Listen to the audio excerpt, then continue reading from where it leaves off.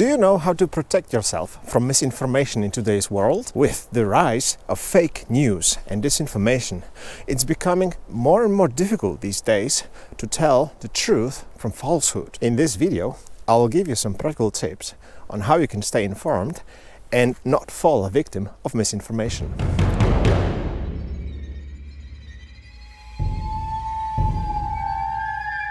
One of the biggest challenges with misinformation is, in fact, its virality. Posts spreading intentional misinformation often receive a huge amount of engagement, and people are actually really bad at separating truth from false. Does it mean they are dumb?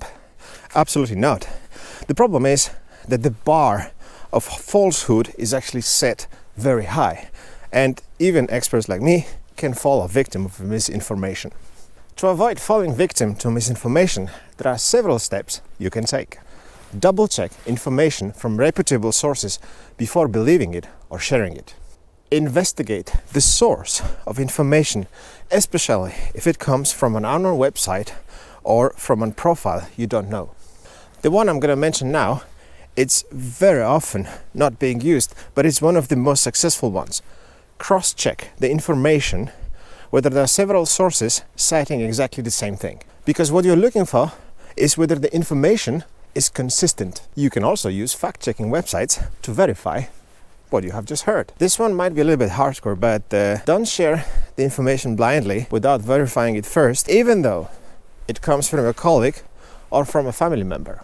One of the best tricks that all those false videos and posts are using is playing on your emotions. So make sure you actually have your emotions in check and that you are not reacting impulsively, because this is exactly the kind of leverage they are using to increase the virality of their posts. And this could be, for example, something I have seen a lot on, for example, people doing some cooking, and they intentionally do things which are horrible to anyone who knows more or less how to cook. But the thing is, if you look into the comments, you will see plethora of mentions saying that this is horrible, you don't know how to cook, it's bad, and so on.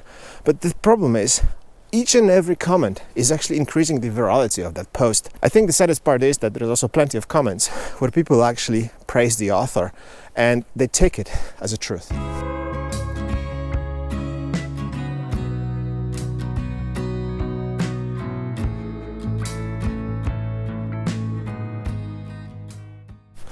It's also important to educate yourself about the types of misinformation you can actually meet in the wild. And to be honest, misinformation doesn't fall far from something that we call phishing. And phishing is simply a way of tricking you into releasing some of important information like your credit card statement or your personal data, so that the criminals on the other side can use it for their own purpose. The thing is, the only way to learn how to deal with these is to actually expose yourself to live examples. And I'm not saying that you should fall a victim of phishing or you should now try to become a victim of false information. No. Educate yourself, because there's plenty of good resources. For example, when it comes to phishing, there's a great book called Easy Prey, and I recommend this book to any IT professional working in an office.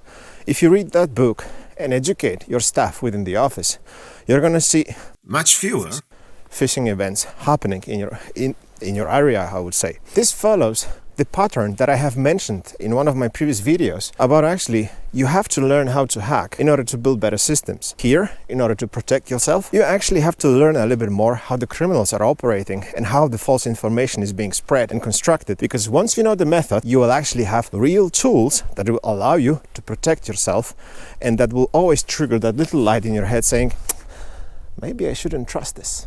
Maybe I shouldn't trust this.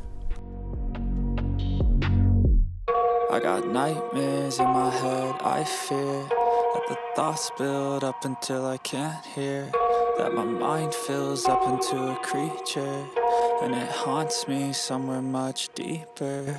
As a tech enthusiast, I have also experienced the dangers of false information. It happened on several occasions, but I think the biggest one was when I actually decided to use technology endorsed by a large vendor, and I invested a lot of time. I implemented the solution, but once we made some staging testing where we started to putting some load on it, we figured out that it doesn't work. It's actually a maintenance hell. It doesn't do what it's supposed to do.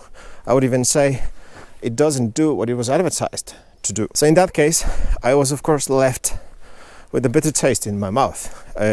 Up until today, I don't trust this vendor anymore. And what I remember from that time, it was a lot of stress and a lot of non-billable hours that I simply had to write off because I still had to deliver a solution to my customer.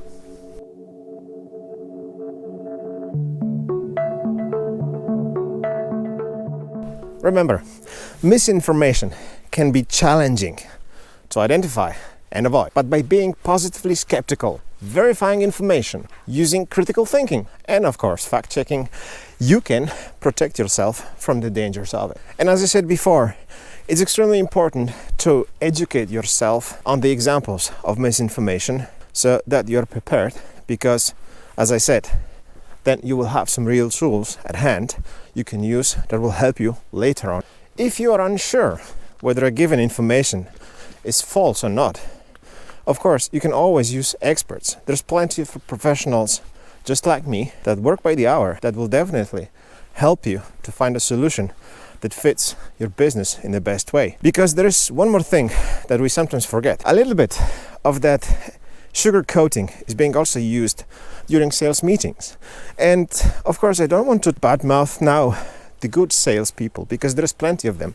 But very often, the technical facts are just being cross-checked without going into details, and sometimes there is a little bit too much of sugar coating, and later on it usually means problems. The thing is also that salespeople, they often lack the technical expertise and they might not see whether their products is actually a fit for your business, because for that you actually need someone more technical, someone that knows how your business works and maybe knows a little bit more from experience whether a given product is good or not. So, if unsure, reach out, because the cost of a potential cleanup later on is much higher than spending an hour or two with a professional helping you figure out what you should do. Don't fall victim to the dangers of misinformation. Stay informed and stay vigilant.